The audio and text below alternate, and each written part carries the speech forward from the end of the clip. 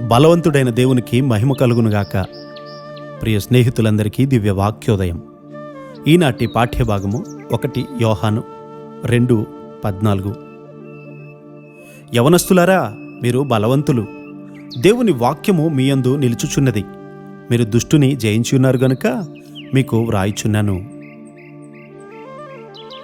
దుష్టుని జయించినటువంటి బలవంతులైన యవనస్తులలో అపోస్తులుడైన యోహాను గారు మాట్లాడుతూ ఉన్నాడు. వారెలా బలవంతులుగా ఉన్నారు? వారిలో దేవుని వాక్యము నిలిచి ఉండడం వల్లే వారు బలవంతులుగా ఉన్నారు. దేవుని వాక్యము మనలో ఎలా నిలిచి ఉంటుంది? మనము వాక్యానికి లోబడినప్పుడు అది మనలో నిలిచి ఉంటుంది. మనం వాక్యాన్ని చదవవచ్చు, గ్రహించవచ్చు, కానీ దానికి విధేయులమైతేనే వాక్యం మనలో నిలిచి ఉంటుంది. అప్పుడే నీవు బలవంతుడవు కాగలుగుతావు. మన భౌతిక రసాయనిక శాస్త్రాలు, సూత్రాలు ఎప్పటికప్పుడు క్రొత్త వాటిని కనుగోవడం ద్వారా మారుచున్నట్లు దేవుని వాక్యము మారిపోదు. అది నీలో నిలిచి ఉంటేనే దానివలే నీవు బలము గలవాడివై ఉంటావు. దేవుని వాక్యానికి నీవు లోబడినప్పుడు అది నిన్ను పులకరింపజేస్తుంది. నీవు గొప్ప నిర్ధారణతో ముందుకు సాగుతావు. ఆత్మ ద్వారానే నీవు సత్యానికి విధేయుడవు కాగలుగుతావు.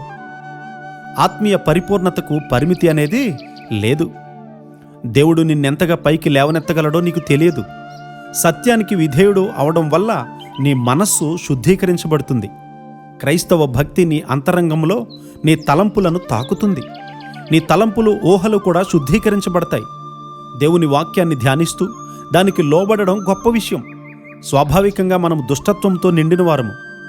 మన వాత్సల్యాలు క్రమము లేనివి, మన వాంఛలు త్రోవ తప్పినవి.